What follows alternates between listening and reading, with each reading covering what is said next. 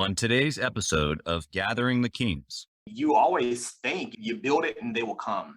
Not always the case, a newbie mistake. You're going to have to get out there, boots on the ground, and start talking to people and get your message out there.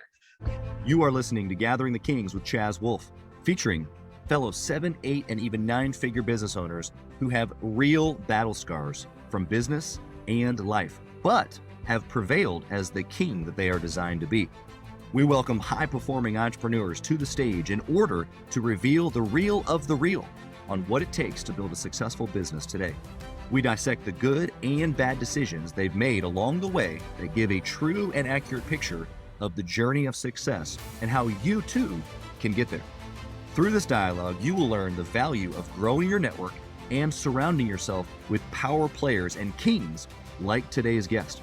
Grab your pen and notebook because we're about to dive in. All right, everybody, I'm Chaz Wolfe, Gathering the Kings podcast. This week, I've got Shane Grindle on the King stage. Brother, how are you? Hey, I'm good, man. Thanks for having me. Really excited to be here. I am also excited for this conversation. We have had guys across the country, ladies even, different industries, but this conversation is going to be so new and unique. You have got all kinds of medical stuff going on, and I'm excited to dive into it. Tell us what kind of business that you're operating, Shane.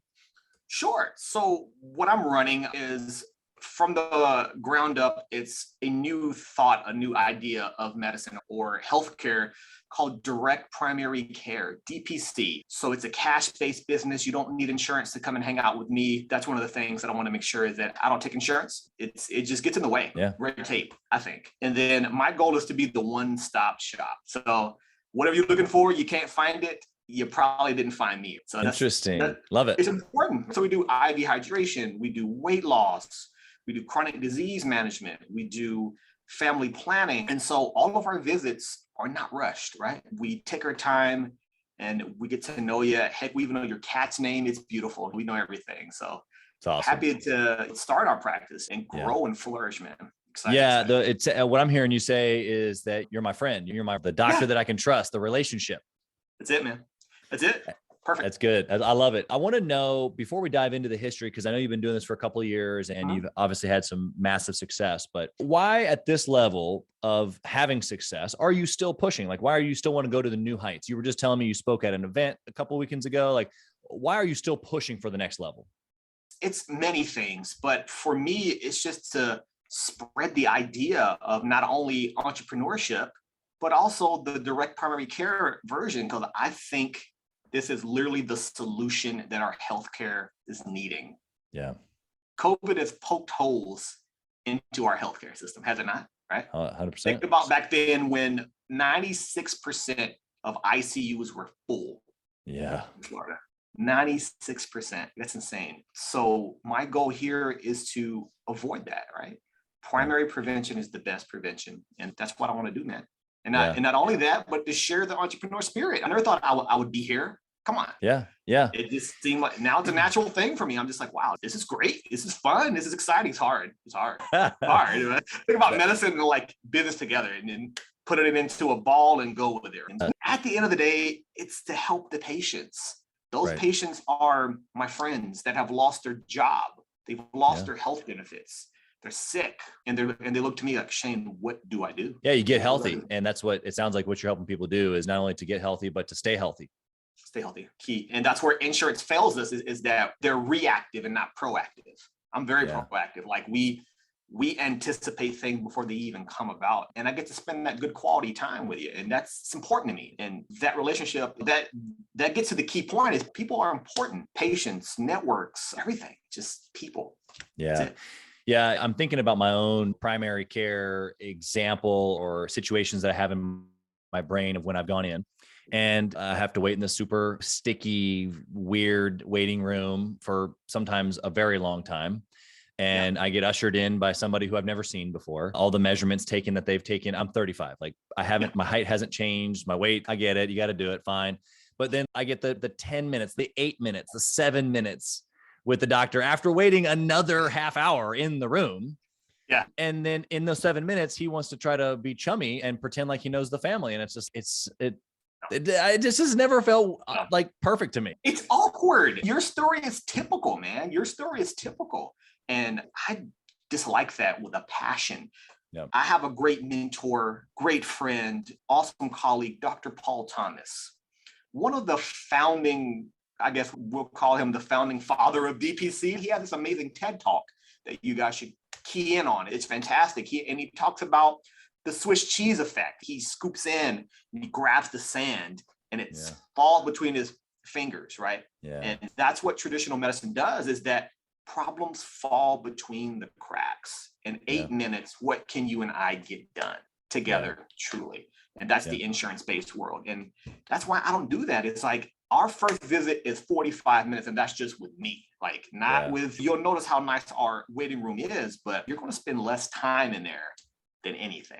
Yeah. It's just all about the relationship. That's everything I'm hearing you say, which translates into business, which I'm sure you've already figured this out. But for the listener, I want to just point this out. Like, he's not just talking about medicine.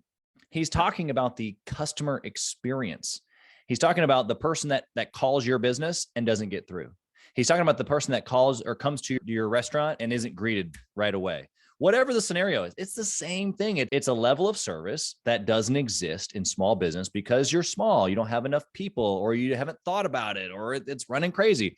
And the reality of it is that the relationship that you have with the client, which he's talking about, it supersedes everything. Period. I couldn't agree more here with you. People want to be heard. Yeah. People want to be heard, and it's very important to them to be heard and have their voice understood. I can't tell you, I just had a couple that came in and literally almost in tears, like, "You really listen, huh?" I'm like, "Yeah, that's kind of what I do." And they're just so used to being dismissed. And I'm just like, that's not how we do things here. People just appreciate that extra level of detail. Yeah, Shane's swooping in and being your medical therapist, y'all. No, seriously, I can't tell you how many eating disorders that I've diagnosed just from like my weight loss program. So it's not just about the medicine part. It's about the psychosocial. It's about the economic. It's about what is your barriers to health. And that's huge to me. I need to understand that. And you can't get that done in 8 minutes. That's where DPC shines. Right. Is that, and it's like Netflix, man. Like, you just pay a monthly membership fee, right? Everyone loves Netflix. Whether you watch Stranger Things for a whole season or you see Shane for 30 minutes, it doesn't matter. Doesn't matter. Dude. Same premise. Like, love to, and they have access to me like on demand. We have a great app. Messing me with anything really quick, we can take care of it. So I definitely like to leverage technology, not use it and crutch it, but just use it and leverage it. So tech is good. Yeah, the opportunity there to stay in good communication is what I'm hearing. And again, for any business owner, you got a client, you have a homeowner, or whatever you're called in your business, the more that they're in communication or have access to answers to be able to know timelines or to be able to know quick feedback points, the communication, it helps the relationship, which we've already determined is huge. Huge. That's the moral of the story, is people are important. And you should be collecting these 5-star Google reviews like currency, man. That's right. And how can people give you a 5-star review when we're not giving 5-star customer service? Yeah, 100%. That's huge. The experience is everything. So along the journey here, Shane, you've grown quickly, but I want to know, like, how did you come to this place? You obviously studied medicine. That I can figure that one out. But like, how did you get to being a business owner in the medical space? Sure. That, as all great things occur in just happenstance or randomness. I was just fed up with the way things are with medicine and healthcare, and I thought I could do it better. And so that was really my thought, is wanting to do medicine my way and do it better. And so just it happened so fast. Like, I went from business plan to doors open in probably 4 months, because I know analysis paralysis is real. So it's real. Yeah. And I just needed to get it done and knocked out. And so what happens is I just reached out to my local SBDC rep here at UNF, and then he and I just knocked it out within probably 2 weeks. Business plans, operating budget, and everything like that. It was just random. It was random. All things in life are great and random. I love the story here. I want to point out for the listener, the SBDC, I'm familiar with what it is, but share what that is, what the resource is, how you were able to take advantage of that.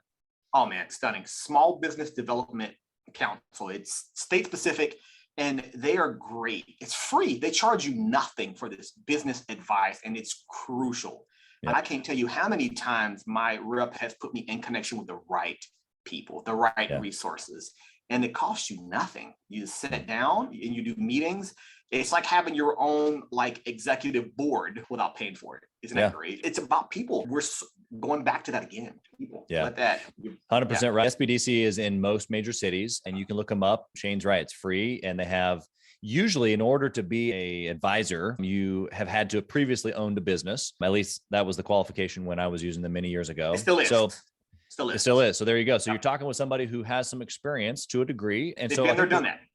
they've been there, done that. And so I think that for people who are just getting started like you were, who all you knew up until that point was medical, it's a phenomenal resource. I remember doing some marketing early on when I was buying franchises and needing to expand and put things together. It was a phenomenal tool. So in that, you put together the operating agreement, the plans, the everything to go. 4 months later, you open up, and I want to know. Yeah, that's crazy. Because I kind of a little bit of, you're obviously operating out of a space. So you had to lease a space. You had to get it prepared. You obviously have a staff. All of those things you got done in 4 months. Yeah. And was there, I'm going to ask you a deeper struggle question here in a minute, but what was the hardest part of those 4 months? Hardest part of those 4 months is just getting the word out there. You always think you build it and they will come. Not always the case, a newbie mistake. You're going to have to get out there, boots on the ground, and start talking to people and get your message out there.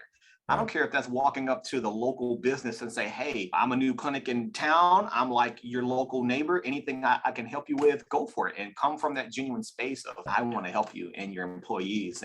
And they love it. Yeah. I can tell you how many small businesses I have on my panel now that don't have access to anything else outside of me, which is fantastic. Yeah. Get out there, boots on the ground, marketing, social media, whatever. Get your friends involved from a grassroots start here. It's huge. It's huge. Yeah, the momentum doesn't just happen. It's got to be created, especially at the very beginning stages. What would you say now, like now that you're in motion, you've been doing this for a couple of years, and maybe not so much like now, but like along the way, probably is more of my question. Sure. Was the hardest thing, or maybe the decision that was just like, oh, if I could redo that decision? Let me know that piece of information. Like I was telling you before, is just the point of saying, I can't do it alone. I tried that. That was a mistake. Give us some more there, because you obviously hired a staff. And so it's not like you were all alone, but like what moment did you find yourself in when you were like, I can't do this by myself? The moment where I was just like setting in like 7 o'clock, 8 o'clock at night, still doing all of my posting, my videos, my content creation, my budgets, my numbers. You had a medical staff. You didn't have a business staff. No, I'm CEO, CFO, all the things, right? Yeah. And that's the part where you need people to help you strive. And that's what my SBDC rep told me. I was like, I got this. I was just talking about this with another entrepreneur earlier today, and how we hear the things that we know we need to do, yet we don't do it. Yeah, we don't. We've got this vision, this drive, this motivation, this excitement, and then you get burnt out, man. Get burnt out. I don't want you to do that. Don't do what I did. Don't get burnt out so fast. Get help. Hire on people, good people that fit your culture of your company and that drives your mission. You can teach them anything, but you can't teach them to love your mission or to love the idea. That's true. I can teach you anything. How do you know, better yet, how do you know that they love your mission? And obviously, if you're just hiring somebody that you just met, what are the key indicators that you're looking for that they're going to love your mission? So I typically only interview people that are in my circle or that people would refer to me. They're like, Shane, this person is a good fit for you. Here's their CV resume. You mind looking at it? And so those are the ones. I don't publish any jobs or anything like that on Indeed or anything. Do you think that because your network is so strong, or do you think that's because the opportunity that you have is so unique? That's a fantastic question. That's a good question. I do have a strong network of just everything, great professionals, great period. So I want to go ahead and lean on it and say it's that, and then sprinkle in a little bit that this is a unique sort of, but really I have a great network. I couldn't be more lucky, truly. Coming from a guy who started off the pod saying how big relationships were, it makes sense that you have a strong full circle, right? 100%. It either is important to you or it isn't. You can't make relationships important in one area and not in others. Let's just be honest. Seriously. People either matter or they don't. Yeah. Oh, yeah. And this can even go to your social life. Let's just take business out of the equation. Just being that good person, doors will just start to open for you. Yep. You never know the power of saying yes. Huge. Yeah. Yeah. Especially when it's serving, because that's really what you're talking about. You're talking about Yeah. putting other people first and serving, like you said, business or even medical aside, just doing the right thing. What was a good decision? You said the bad decision wasn't hiring people. So don't flip the coin on me and tell you just that hiring people, but give me that key thing that you did or decided to do that has enabled you to be where you are today. I think the method of the way that I'm delivering healthcare opened many doors. Okay. And yeah, open that up a little bit. Tell us what that means. Yeah, sure. So that model of care that you and I talked about, the direct primary care model, has really helped. And it helps with attraction and accessibility of care. So taking insurance, I would need this massive team of people and billers, coders, all the things. It's allowed me to be a very lean startup because I don't need all of that to bill insurance. And I can just operate with the patient directly.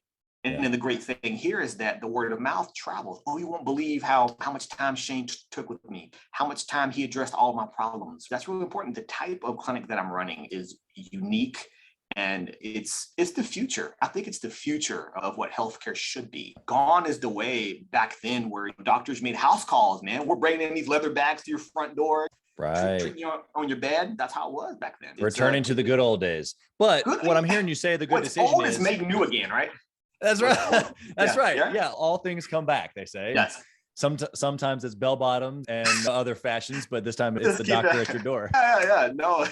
I do make house calls. I have my bag ready to go. Like I said about the IV drips, is you're sick, you're not feeling well, I'll pop into your house, start an IV, get some fluids better, and in 20 minutes, man, you're ready to go back out there again. And it's so simple sometimes when you think about it. I don't want to turn it into a health conversation necessarily. We've already been there, but I know it's so simple really to keep the body moving. So the good decision in that, what I'm hearing is that you pick the good model, right? You pick the vehicle that can go fast, and you're not trying to go fast in a slow vehicle. No. And it's modular. You can add on things.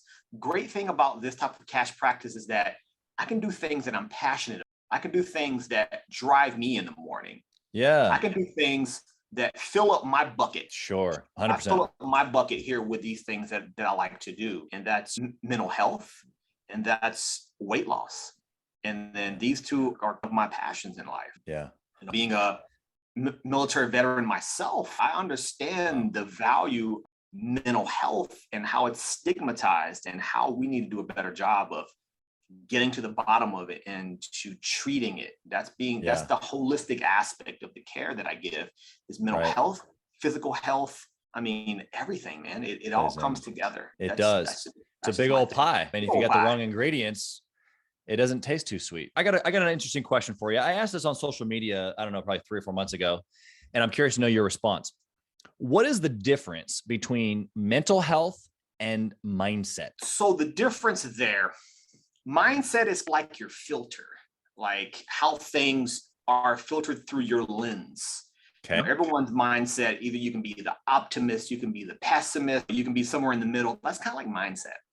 And then mental health is the big umbrella, right? It's like a diagnostic criteria, bipolar, schizophrenia, all those types of things together. And so if you're screening things from a positive mindset, I think your prognosis will be better. Sure. Right? If you have a negative mindset, your prognosis is poor. It is evidence-based that if you're a pessimist or pessimistic, things tend to not go so well. The power of the placebo effect is huge. So that's why they are separate, but in the same sort of like arena. Totally. And that was my follow-up question is, are they the same? And obviously, so you've said that they're different. And I love what you said is that in order to get to the mental health place, good, bad, strong, healthy, whatever the mental health is, you've got to step through the lens of whatever your mindset is. Correct. And this deals with you at the end of the day. This is you. This is how you process things. Yeah. Are you always chipper in the morning, ready to go, happy, go lucky? I wish I was more of that. So would you say that mindset you can control? Yes, mindset you can absolutely control. Which then has a big impact on your mental health. Bingo. Perfect. That's literally perfect. Yep. I love that I could talk about mindset and Huge. mental health is obviously a piece of that forever, but It's it's in the interesting. same arena. Yeah. Yeah. Oh, Yeah. I think mental health is a little bit more of a buzz phrase nowadays than mindset is, but you're right. They are separate, but they're so interlocked. And unfortunately, I had several people, I don't know, I can't remember off the top of my head necessarily industries or who they were, what off the top of my head, but some people mentioned that whether it's the mindset or the mental health, it's like the people who are going to make excuses of one or the other they're going to blame it on mindset or mental health or things that they've been through, whatever it is. But I love what we just said. I think we gave a really honest, even medical perspective of you got to step through the lens. And it doesn't mean that lens controls the mental health 100%, but I think it has a big play. It's like turning up the brightness on your TV a little bit. It doesn't destroy the picture, right? It makes it a little too bright or a little too dark. Which over the course of time can give you a headache. Right. So now we're talking about long-term health again. Before I forget, dude, thank you for your service. Appreciate that. Man, dude, honor and a privilege, man. I'm just a lucky duck. That's all. I love that's good mindset. That's good mindset. See, that's what you did there. It is. We can choose to control our things, or we can choose to be a victim. Yeah. Yeah. And so I choose to take control and move things out of my way instead of leaning over them like this and saying, I can't do this. Yeah. Isn't that mindset? Right? Yeah. 100%. Okay. So what you've given us the good, the bad, the ugly of decision-making inside of a direct care practice. Sure. What process or maybe even discipline do you have nowadays around decision-making? So for me, I do my best to not overanalyze things. Call that analysis paralysis. You and I were talking about that before. That's why I went from structure to plan in 4 months, because I knew me, I would overthink it and not even start it. So just gotta go fast. Go fast, go. But no, know yourself. At the end of the day, know yourself. Know what you are. If you're like a procrastinator, then you know you need to get on it. You need to get on it like today and not wait. So that would be like my thought. And then take care of yourself. The biggest investment you can make is you. Yeah, I love it too. And I love how it came out naturally here from a medical professional, because it is true. We know this. We've all heard it. We've all heard it. But we forget every day, it seems like. I forget. And I'm just, no, you're spot on. We get too caught up in life and we get caught up in patients like me. We are notorious for taking care of others than we do ourselves. We're very notorious. Dude. Right? Yeah, my wife's a dental hygienist. I was the last one to get my teeth cleaned. I'm like, hello, can I be a patient, please? She was like, you know what to do. Just go brush your teeth. Bro, make sure you floss. That's, dude. Yeah. That's true. The deck builder has the worst deck. Yeah, seriously. Yeah, or the pool guy had the worst pool. But I'm doing better. I'm not perfect. I'm doing better. I'm getting back to my weekly back massages that really help me. There you I'm go. Getting back to doing a few minutes in the gym and doing the things. And not only that, but invest and grow yourself in your mental state and just your knowledge. Just take a book off the shelf and read it once a month. I don't care what it is. Yeah. And go watch some YouTube videos like that help you grow as a clinician, as an entrepreneur, as whatever, man. Just grow this and grow the body. They're all intertwined, man. Seriously. Yeah. And for the listener that didn't get to see what he said there, grow the mind, grow the heart, grow the body. I think that you're 100% right when you say they're intertwined. Where your desires are, call that your heart. Your thoughts will follow, which then obviously your body gets in motion. Love the trajectory there. I'm going to go over to a speed round here, ask you some questions. All right, I'm ready. I think. The first one is we're going to take your entire practice and we're going to dwindle it down into one trackable metric. What is it? The one trackable metric that we use is the amount of patients we recruit monthly. Gross. Okay. So new clients to the firm or to the. Yes, that's our metric. And why do you track that? What does that give to you that if you know that, the rest falls into place? Then we now know the average expenditure of that patient. And then so that's important because we have other systems and programs in place that's designed for our members. So that's our weight loss program. That's our IV hydration program, because we don't do a lot of one-off visits. Sure. It's all based on that subscription-based plan. Yeah. Yeah. And so the more subscribers we have, of course, the more money we make and the more programs we can sell as well. That's our really an important metric. How many are we going to be bringing on each month? And then that'll tell us how many programs we're likely to sell. Those are our one metric.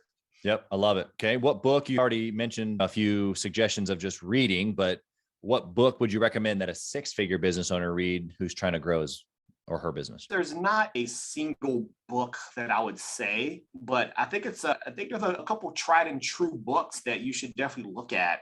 And that is Who Moved My Cheese? That's a good one. It's simple. It's easy. I'm probably biased because the author who wrote it was a physician, but it's a powerful thing that tells you that you need to adapt to whatever's coming up and not ask why and just sit there and wait. That's what it is. Who Moved My Cheese? And if you're feeling froggy, you can get the other book, I Moved Your Cheese. That's so awesome. those are the two ones that I really like that have helped me adapt to change a little bit better and understand why it's important to adapt to that, because you'll stagnate. Think about Kodak. You'll stagnate. Just talking about Sears the other day with a guy. Sears. Oh my gosh. Yeah. They've been around since the late 1800s. And then gone. Where they at? Right. Yeah, dude, it's nuts. Yeah, you're right. Change is the only constant. And man, there's so many people in general, but and then obviously we're talking about entrepreneurs who just get stuck in the groove, and it's, bro, we got to be able to adjust and change and move. Valid, bro. There. Valid, bro. I'm just, that's the thing, is I'm always asking myself, what's next, Shane? What's next? What am I going to offer now? What will really make my patients happy that I do this? Yeah. Yeah. And it's always good to keep that line with your patients and grow and adapt to what they need. Yeah. At the end of the day, it's not about you and what you need. It's literally not. Zero. You're just the vessel to meet the needs of like others, in my humble opinion. But no, it's true for every business. Otherwise, it's not like they're paying me to be their friend. They're paying me to deliver a service, a product, a something, a value, something. Unless my friendship is just so valuable. The reality is that's why. So you got to deliver the thing. You got to deliver it. You got to deliver it well, because there's so many competitors in my space, in your space, or wherever, that can give them that great product and that great service. So it has to be very packaged honestly, right? Yeah, so I like that. That's our key. Yeah, it's huge. People are smart. They're very smart. They'll see straight through you. Yeah, no, it's true. It's true. And I think a lot of folks in business, like you said, maybe we were talking off air and it was like, you were a physician, you're a medical person. You weren't an entrepreneur always. And so as you learn these business things, learning people, communicating, structure, systems, automation, like all the business stuff. Software. So all the nitty gritties. But the people thing about business is they'll see right through your sales process. They'll see right through manipulation. They'll see through lack of care, as you could easily say that for you. And you're right. You're absolutely right. It's just so important that you believe in your product and you put that good product out there. I don't care what it is. If it's a healthcare product, if it's a software, if it's a tangible product, just make sure it's good. You're honest about it.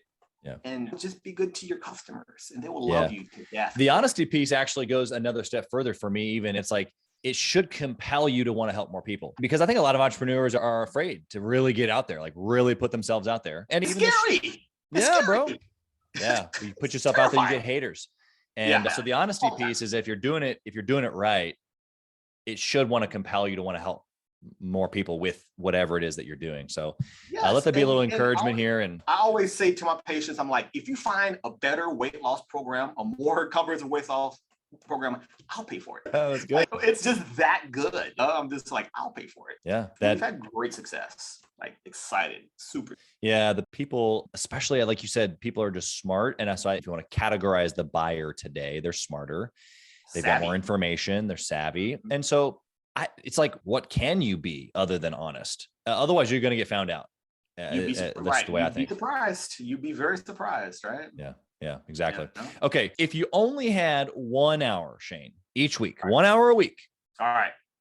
What would you do in that 1 hour to operate your business successfully like you do now? Ooh, that's hard. That's a good one. We're going to help Shane. We're going to help Shane right here on the podcast scale to the next level in his business. I'm ready, man. 1 hour. So for me, are you asking like how to scale it or how to be more efficient or? Nope. You got to run your business, but you only get 1 hour a week. What do you do in the 1 hour? I can only run my business in 1 hour. Yep. Oof. You come in on Wednesdays from 12 to 1. That's all you get.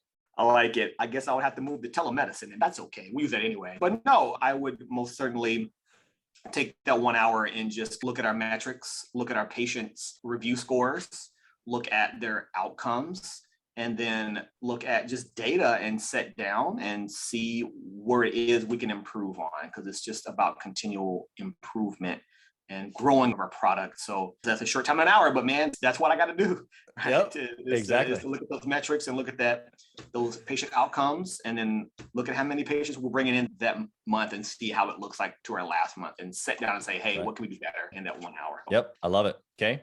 And last question, Shane. All right. If you lost it all, my friend, what would you do? Oh, if I lost it all, that's a tough day. Honestly, that's a tough day, right? Honest response. Yeah. No, hey, it's all about transparency, man. But I guess I had to do it all over again. But now I know how to do it more efficiently and effectively. Yeah. Nothing would change. I would just do the same outcome, the same cash-based model, and then just start it again from the ground up somewhere else, same premise, just building it all back up again. Yeah. Love that same foundation and structure model, because it works, man. I love it. I love it. Love it. The answer is honest. And so therefore I appreciate it. I want to know, for the listeners' purpose, how can they connect with you, Shane? They want to get to know you better. They want to learn more about this direct model. How can they find you? For sure. Absolutely. I'm everywhere because I have to be, right? So I have a LinkedIn profile. You can go ahead and check out that if you definitely like to and want to connect. I would love to answer any questions your viewers have. If they're looking into getting into the medicine and into the business aspect, would love to connect and share. So we also have a Instagram. It's at the Jacksonville NP. That's my Instagram. And on Facebook, I'm also there. It's s.d Grindle. I'm there, and I'm also on YouTube with our clinic. Integrative Med Group is our clinic name. You can feel free to contact us there. And I also have my book. You can go ahead and pick this guy up. Yeah, I've written a book just talking how the first year went for me. And that's on Amazon. You can go ahead and pick that up. It's called The Nurse Practitioner's First Year, a guidebook. So it's a fantastic thing that gives you a little bit of insight, but that's our thing. That's awesome, brother. I appreciate that. And so I just want to make sure that these guys can reach out to you. Obviously, we'll put all that in the link. We'll put your Amazon link to your book in the show notes and all that fun stuff. But dude, It's been an absolute pleasure chatting with you. I think the conversation will continue from here for sure. But thank you for being here. Thank you for giving your time. Thank you for just dropping all the bombs that you did. Your energy is infectious. So thank you for being here. Thanks, Chaz. Thanks for listening to Gathering the Kings. We hope you got a ton of value today and learned a thing or two about taking your business to 7 figures and beyond. If you desire more and want a community around you to help you get there, I want you to go to gatheringthekings.com. That's gatheringthekings.com. And I want you to apply for our next Becoming a King 90-day intensive. We are extremely exclusive by nature as a group. What that means is that we're really wanting only the entrepreneurs who take their business and targets super serious to apply. So if that's you think you got what it takes to level up your business, I want you to go to gatheringthekings.com and apply. And we will see you on the other side.